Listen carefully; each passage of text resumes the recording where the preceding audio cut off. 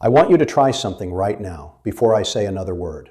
Think back 3 days ago. Think about what you sat down and ate for breakfast. Not yesterday, 3 days ago. Close your eyes for just 5 seconds if you need to. Try to picture the plate, the table, where you were sitting. Can you see it? Can you actually remember what you ate? If that question made you pause, if your mind went somewhere uncertain, if you came up blank for a moment and felt a quiet little jolt of worry, you are not alone. And that feeling, that brief flash of alarm, is exactly why you are watching this video today. Millions of people over 60 experience some version of that moment every day. They walk into a room and stop, unsure why they came in. They tell a story and realize halfway through they already told it 10 minutes ago. And the thought that quietly follows is always the same. Is this it? Is this how it starts? That fear is real. It is legitimate. And it deserves a real clinical answer, not a dismissal, not, oh, that is just normal aging. Here is the blind spot most doctors never take time to address. The brain does change with age. Memory does shift. Processing speed does slow. All of that is true. But the difference between what normal aging actually looks and feels like on the inside versus what genuinely warrants clinical evaluation is something most people over 60 have never been told clearly. And that gap in knowledge turns every forgotten word into a source of terror. There is a meaningful clinical difference between forgetting where you put your keys and not knowing what keys are for. There is a difference between a slower retrieval and a retrieval that never comes at all. Today I'm going to walk you through exactly what that difference looks like and what you should actually be watching for. I want to tell you about Agnes. Agnes was 72 years old when she first came to see me. She was retired, sharp, involved in her community, active. But she had been carrying something heavy for about 8 months before she walked into my office. She told me that she had been to her granddaughter's birthday party and had given the child the exact same story about her own childhood that she had already given her at Christmas.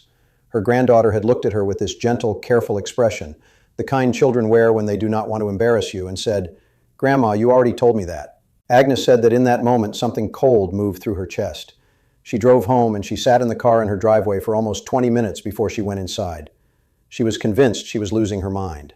What I found when I ran a complete clinical workup on Agnes was not Alzheimer's disease. What I found was a thyroid that was barely functioning, a vitamin B12 level that had dropped well below the threshold associated with neurological effects, and a sleep pattern that had been fragmented for the better part of 2 years due to a combination of anxiety and undiagnosed sleep apnea. Agnes was not in the early stages of dementia. Agnes had 3 correctable, treatable conditions that were each, on their own, capable of producing the exact symptoms that had terrified her for 8 months.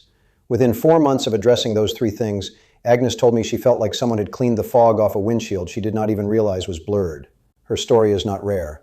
It is, in my clinical experience, extraordinarily common. My name is Dr. James Harlow. I have spent over 25 years in internal medicine with a specific clinical focus on the intersection of brain health, nutrition, and aging. I have worked with thousands of patients over 60 who came to me carrying the same quiet terror that Agnes carried.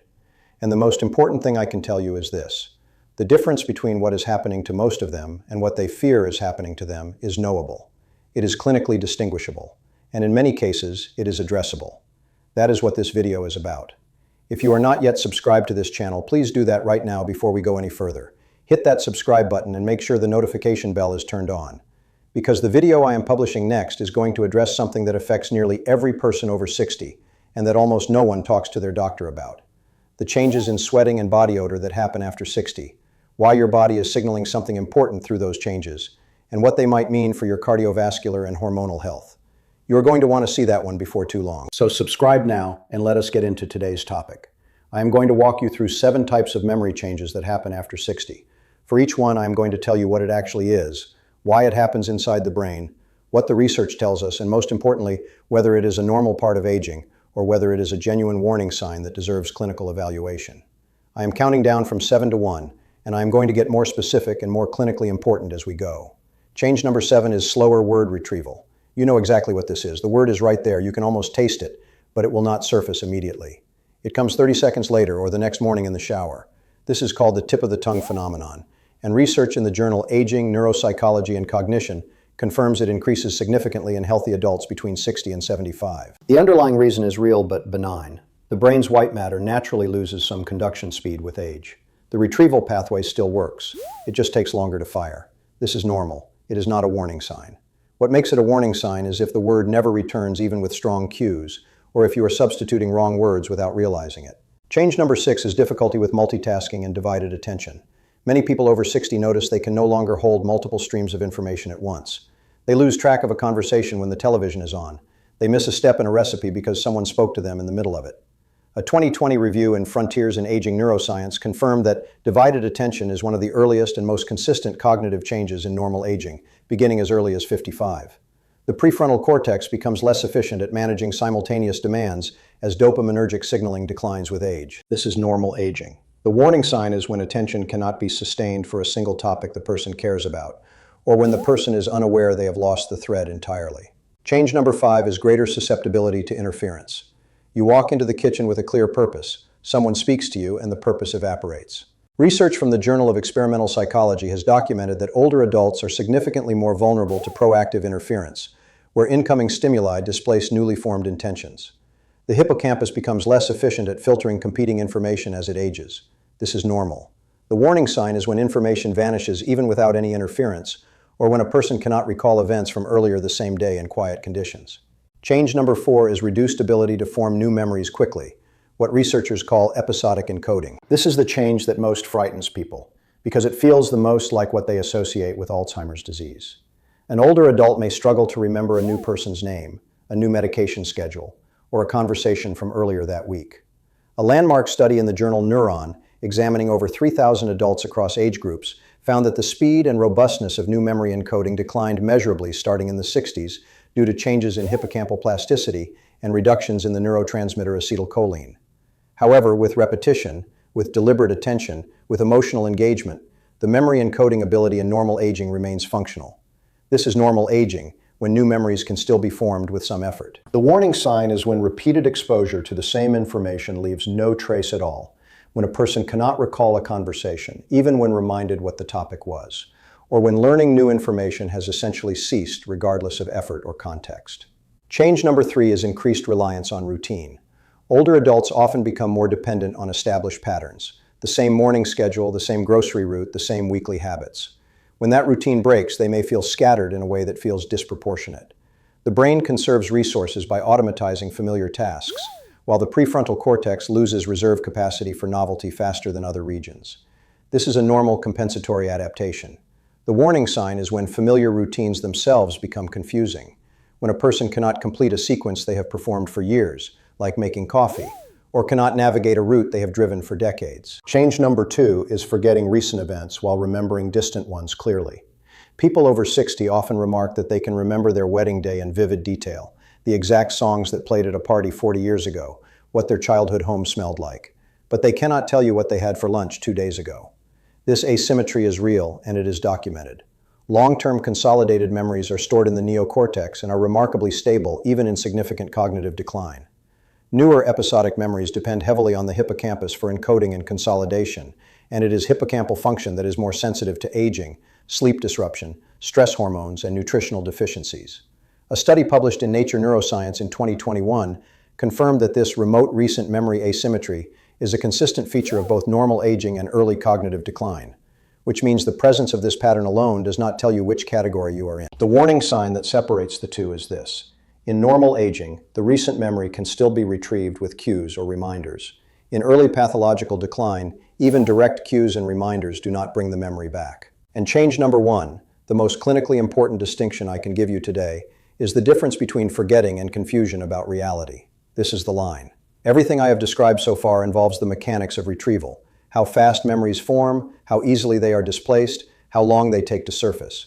But the warning sign that demands immediate clinical evaluation is not about retrieval speed or encoding efficiency. It is about a person's relationship to reality itself, confusing the identity of a family member, believing that an event from the past is happening now, becoming convinced of things that have not happened, experiencing sustained periods of disorientation about where they are or what year it is. A 2022 study in JAMA Neurology involving over 8,000 adults followed for 12 years found that these specific features, confusion about time, place, and identity, were the most sensitive early markers for progression to Alzheimer's disease and related dementias. They appear on average 2 to 4 years before a formal diagnosis is made. If you are noticing this in yourself or someone you love, that is not senior moments. That is a clinical finding that belongs in a doctor's office. If you have found something useful so far, leave a comment below telling me which of these 7 changes you recognize in yourself or someone you love. And if you are not yet subscribed, now is the moment. The next video covers something no one talks to their doctor about, and you will want to be there when it goes up. Now let me tell you about the factors that are silently making memory worse in millions of people over 60. Conditions that have nothing to do with Alzheimer's disease, that are correctable, and that most patients have never been told about. The first is sleep deprivation and fragmented sleep.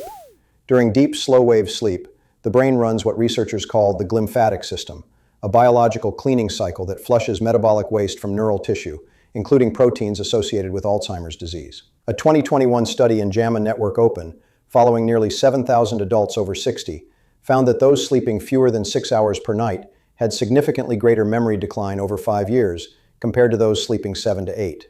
A 2024 study from Boston University found that even one night of poor sleep measurably increased beta amyloid concentrations in older adults' spinal fluid. Sleep is the maintenance cycle your brain cannot run without, and yet nearly half of adults over 60 report regularly sleeping less than 6 hours. The second factor is specific medications, and this one is critical and almost completely unknown to patients.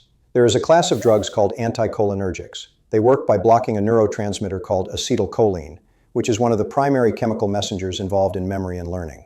The problem is that dozens of very common medications have anticholinergic effects, and they are not labeled that way. Certain allergy medications, some bladder control drugs, specific antidepressants, certain sleep aids, some blood pressure medications, and several gastrointestinal drugs all carry anticholinergic properties. A landmark study published in JAMA Internal Medicine in 2019, analyzing the records of nearly 285,000 patients over age 55, found that people who use strong anticholinergic medications regularly for 3 or more years had a 50% increased risk of dementia compared to those who did not.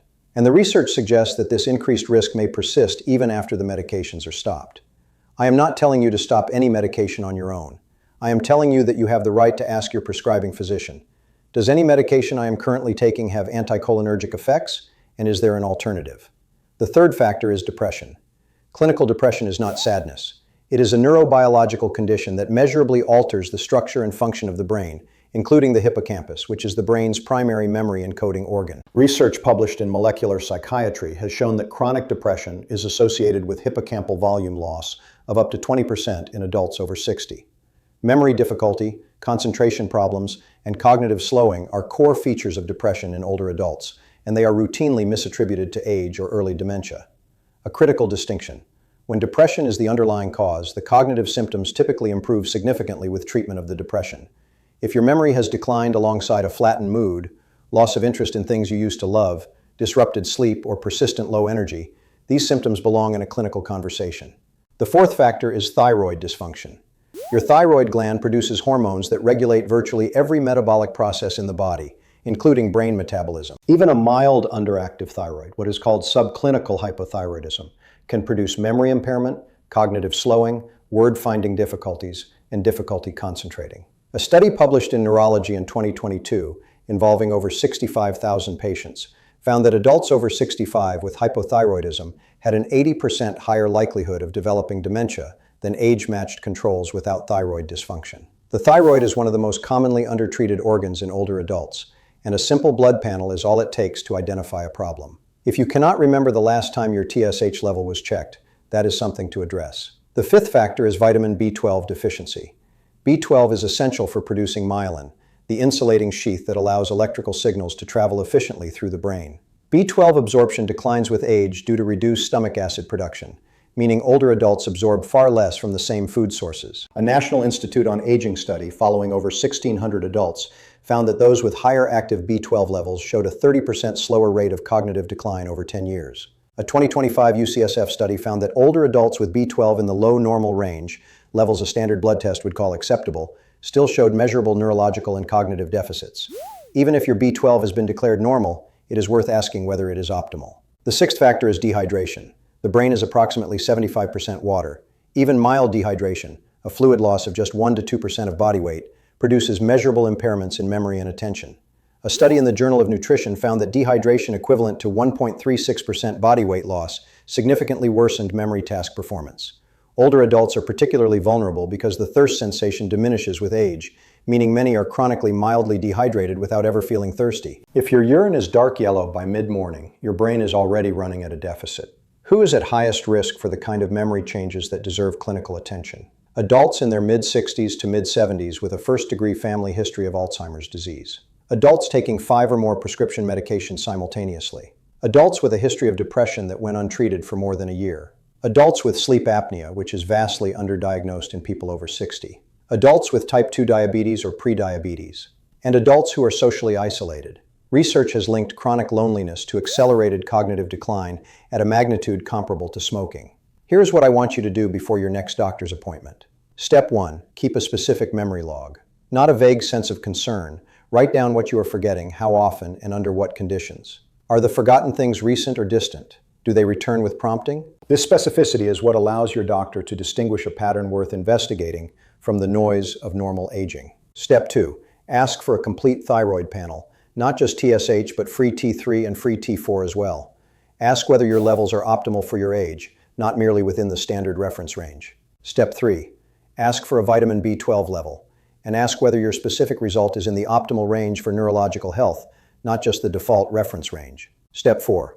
Bring every medication you take, including over-the-counter allergy pills, sleep aids, and antacids, and ask your doctor directly, does any of this have anticholinergic effects? Step 5. If your sleep has been poor or fragmented, say so. Ask to be screened for sleep apnea.